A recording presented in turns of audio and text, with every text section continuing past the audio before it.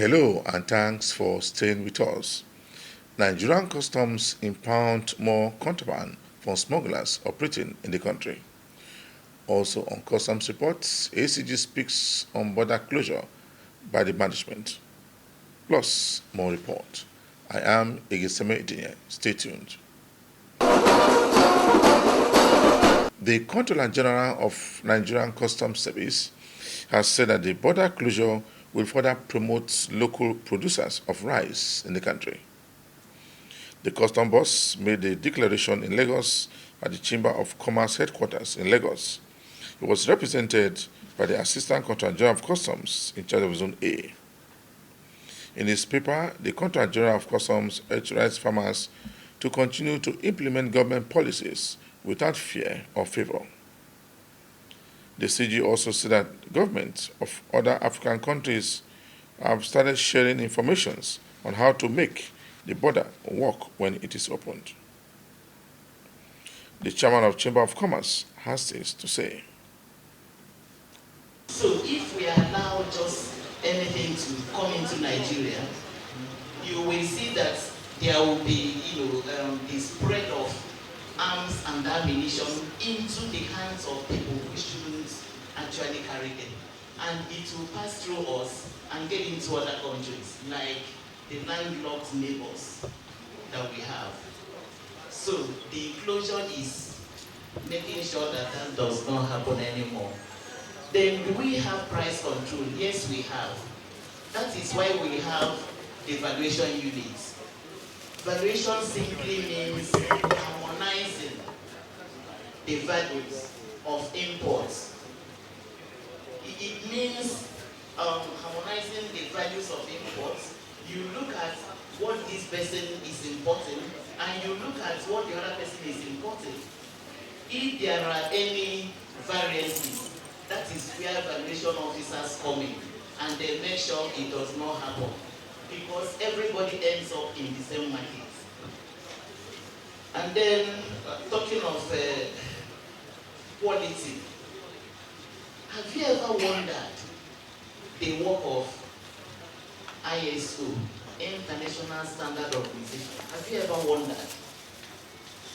There was a time I went to the WCO for a meeting, and they were talking of fake products. They were talking of fake products coming into Nigeria, that Nigeria is a safe, haven for these fake products. In fact, there was nothing they did not call us. A paper was presented by one elderly American. While the presentation was going on, I just said, police really teach me what to say to these people. And guess what? The pen, I am talking of PEA, that I had was given to me as a souvenir from my immediate boss, bought from the WCO Secretariat, proudly with WCO logo. Do you know that within 2 weeks, I started using that pen? That beautiful burgundy colored pen just became black.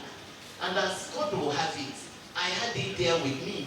So when we talked of Nigeria being a haven for fake products, I now raised it up.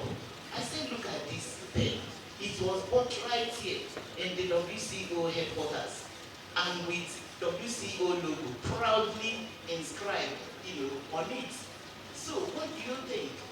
Now tell me, is it only Nigeria? Is it only Africa? What is the work of the International Standard Organization? What are they doing?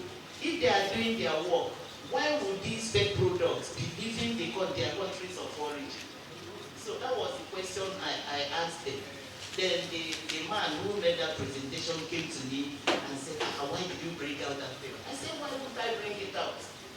Did I lie? I didn't lie. It was born right here.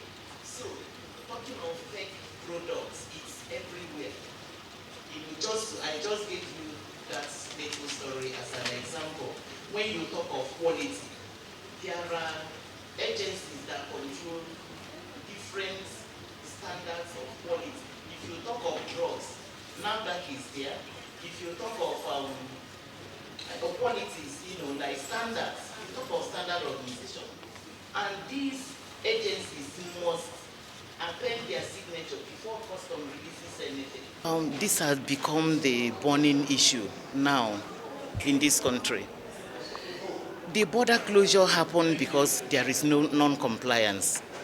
We always say people should comply to either the clearance procedures or protocols, international protocols. Once there is compliance, then there won't be anything like this. It's because there had not been any compliance. That is why you're finding this. Well, people have their opinions, just like I have mine too. The truth has to be told. Our neighbors have, let them just comply to the protocols and everything will be fine. We are not happy with this because some of our people are also suffering. There are genuine people out there and they are suffering because of this.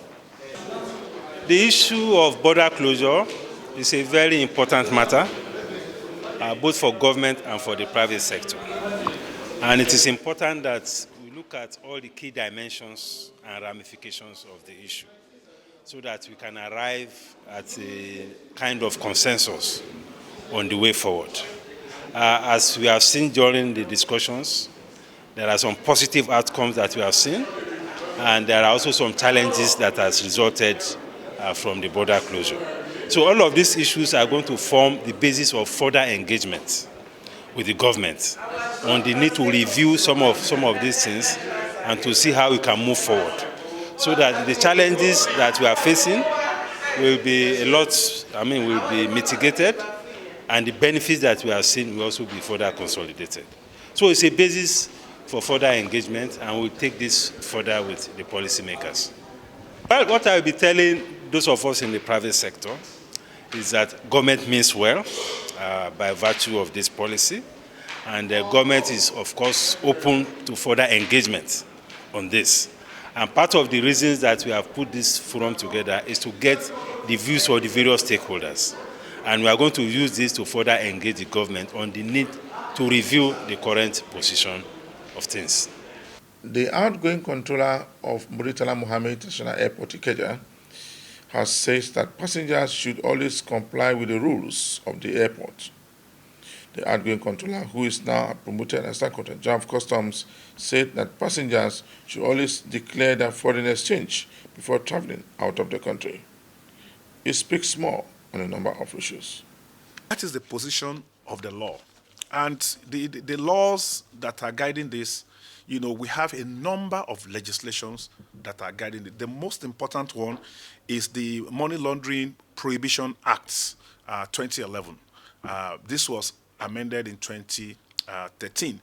There are about 4 sections, Section 1, Section 2, Section 6, and Section 16 of this particular act, Money Laundering Prohibition Act,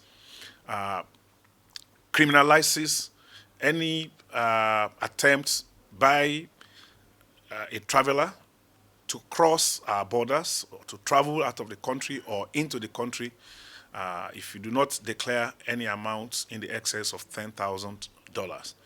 If you also declare and you make a wrong declaration, it's also an offense. So if, for example, you are traveling with $50,000 and you declare 20, and then they found on you that you have actually underdeclared, it is an offense. Such money can be confiscated, and there are a number of other supporting laws that also makes you liable. I also talk about Section 2 of the Foreign Exchange Act.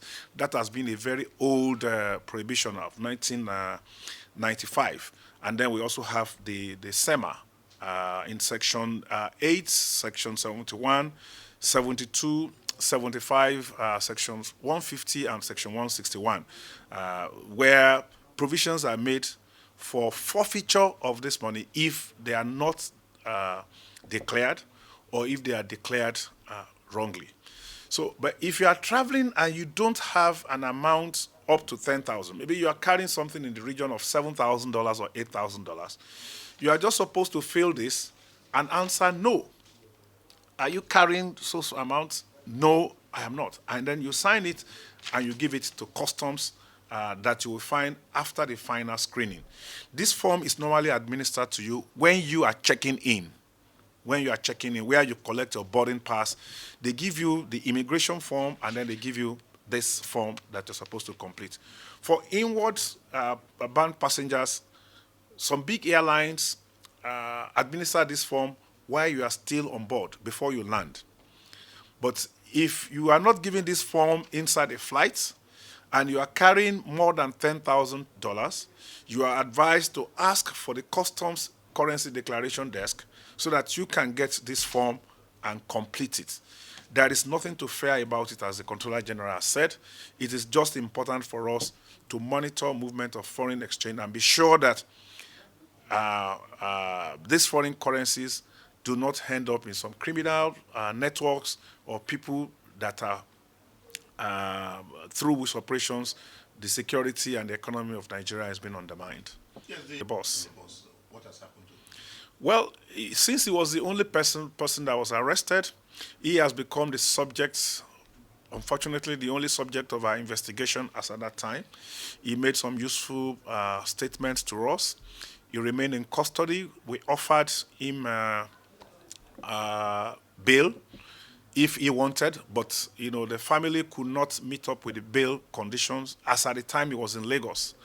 And when the team of investigators from Customs Headquarters came, they got statements from the seasoned officers, and they needed the suspect to also assist their investigation. So he has been transferred with the case file to Customs Headquarters in Abuja.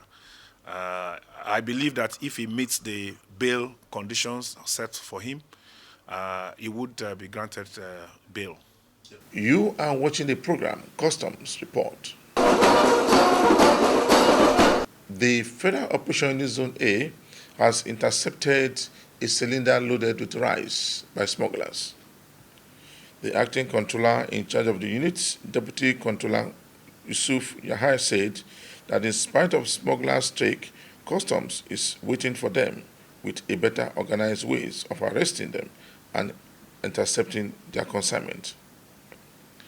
It could be recalled that 2 weeks ago, the Controller General of Customs visited Lagos, where pangolin worth 10 billion naira was intercepted by the unit. The unit also intercepted 1,393 bags of smuggled foreign rice, 183 jerry cans, 66 drums of vegetable oil, 625 cartons of poultry products, and 50 jerry cans of foreign vegetable oil from unapproved routes were also intercepted from smugglers along the Ogun State axis. The smuggled rice, vegetable oil were conveyed in 12 different vehicles. He advised legitimate traders to be compliant with the declaration, as the unit is ever ready to facilitate legitimate trade in the country.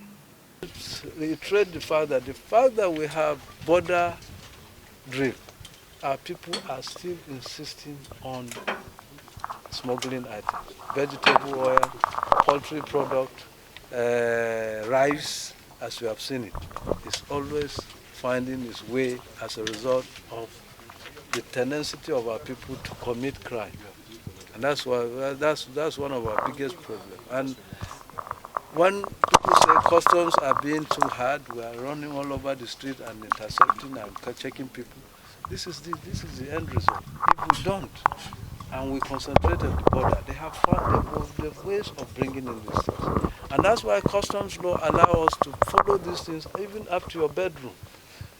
If in your bedroom we suspect that there's something like this, the law allows us, without going to court to ask for any warrant. We have automatic warrant built in the law. We will go into that bedroom and search. We cordon and search and extricate what we believe is illicit. So, as for customs, there's no relentlessness. We will continue to do what we're doing. Even though we close the borders partially, these are the result of what we're seeing. These things are still coming into our country. So we need the cooperation of our people. We need the cooperation of the press to help us so that we can get the right information so that we can work. Customs are to intercept, do the preliminary investigation. Nesria will take over from there. It's just like drugs. NAFDAC will take over. So this one will hand over to Nesria because it is their own mandate. We are not going to do anything apart from this one that we have done. We will do the preliminary investigation and package everything and hand it over to Nesria. Then you can follow up there and find out what happens to it. The secret is compliance and discipline among my own officers. We are always compliant. And the advice to smugglers is this: they should always stay away, and they should choose good business that can aid them, but they should stay away from smuggling. The controller in charge of FOU Zone C said of the decision the importers of seized items will have to forfeit them to the government. He said that importers were guilty of false declaration, an offense which contravenes Section 46 of Customs laws. Added that the pre-arrival assessment report power for the containers indicates that they had been loaded with industrial salt and agricultural products. With all government efforts to improve on the economy, on the national economy, those we see as our albatross will not desist from going against government policies. We have 3 containers brought in, they got their power as industrial salt. It's when you open this in, what we have there, are they industrial salt? Even the 3 containers, there's no single bag of salt there. They are laden with what do you call it, red grape champagne, non-alcoholic. This is not salt. This is, for this one is not even allowed to come to the country because it's prohibited. Because it's not alcoholic drinks. These are the things that can be done in Nigeria. We have Chivita, we have all these things over everywhere. It's prohibited for coming to the country. You can see sea of cartons brought in to the country under this guise of coming into Nigeria with salt. Salt. This is not salt. This is non-alcoholic drink. All this is just to evade payment of duty. At the same time, this one is even a contraband. They got power as salt. They are carrying something else. They say it was not even concealed at all. So you can see where we are heading to in the country. But the only thing there is that no matter how you go about it, you meet us there. The controller said that the importers of the seized items were trying to evade import duty, adding that the duty for the real content of the containers was higher. Change their tactics. What they do now is that to go through the port and conceal whatever they have. We have containers here of laden with bra, pants, and all sorts of things like that. Bra, this is ladies' bra, ladies' pant, and men's pant, declared as agricultural sprayer. Whereas we have just only 23 pieces of this one in the container. And you can see what we have in the container itself. The power they got is based on this. And it was released as agricultural pressure sprayer. But with the good heart of the officer, we were able to put them on the way. You can see this jumbo base of pants and bra. All is to evade payment of duty. Because this one they were brought in under 5%. Whereas government pays under 20% and 5% VAT. But this one pays just 5%.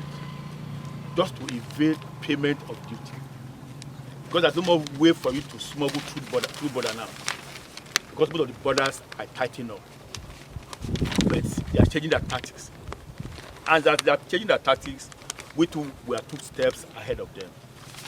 Whatever they do, we know. We have credible intelligence coming in from Abuja, coming from the headquarters. That's something you do anywhere that is not known to them at the headquarters. We get this information, we act on them. No matter the time you pick your containers or you come to the country, we get you arrested. If you go to our warehouse at Enugu and Calabar, we have all these things that will be taking you there next week to see what we have over there. Then the total, the total DPP altogether is 143,200,000. According to him, red grape juice is prohibited from coming into the country because the importation can render local fruit juice companies moribund, leading to unemployment and economic insecurity. These buses were also carrying between 13 and 29 cartons of tramadol drugs valued at 6 million naira. The controller said that the seized drugs with high potential to cause harm is also a major risk factor capable of destroying the lives of many youths due to reported widespread abuses. You see, this is buses. These buses is a very known company, international for that matter. Unfortunately, it depends on at times the drivers, perhaps the passengers, connivance, greed, like I said, and a smuggler can go to any extent of trying to convince whoever, just for his own selfish interest. At the end, we were able to intercept these vehicles, and when they were intercepted, they were having a lot of drugs inside, especially amphetamine. Not only that, but actually main offending thing, we found out that it was amphetamine. And in the first place, remember, since the closure of the border, 20th August, no import, no export. That is the national policy. So even if it's not amphetamine, you are not allowed to bring in sweet in cartons, example, importation of sweets, talk less of drugs. The vehicles, you know, usually what they used to do is, when you now intercept them, knowing what they have done, some of them, before you even know who is the driver, let's open your boot, you will not be able to see them because they know what they are doing. They are run away. Of course, we used to pursue because we were able to pursue some and we arrested some. But in this case, before you even open the boot, no driver, nobody, because it was the Bali himself driving the vehicle. He ran away. 3,199,295 naira. This one also, you can look at it. You can see how they think they can be able to try the Nigerian Custom Service. But like I said, we are ready. Battle ready for them. It just includes 1,113 bags of foreign rice, 24,710 liters of petroleum products, 188 cartons of frozen products, 105 materials, 22 vehicles, and 84 sacks of used clothing. This was also intercepted by our men, and at the same time, they tried to push it into the market. Unfortunately, this seizure was made not only once or two, because we made one again, even at the Ecos gate side. We made one at the creek side, so you can imagine what is happening. Even the vehicles, I told you, we made some again there. So these people are so desperate to the extent they don't want to relent, simply for the fact that there is no patriotism, because they are Nigerians like you and me. Highly because of the greed, they have become something else, highly unpatriotic and highly desperate. But I'm assure you, this is the oath, we will never relent. The acting controller also seeks 10 sacks of melon, 89 cartons of margarine, stockfish, and 23 bundles of colorated papers. Just before I end up this week edition of the program, Custom Support, we brought you a report where Seme Command made seizure of goods worth millions of naira. For me, Seme Edine, thanks for watching.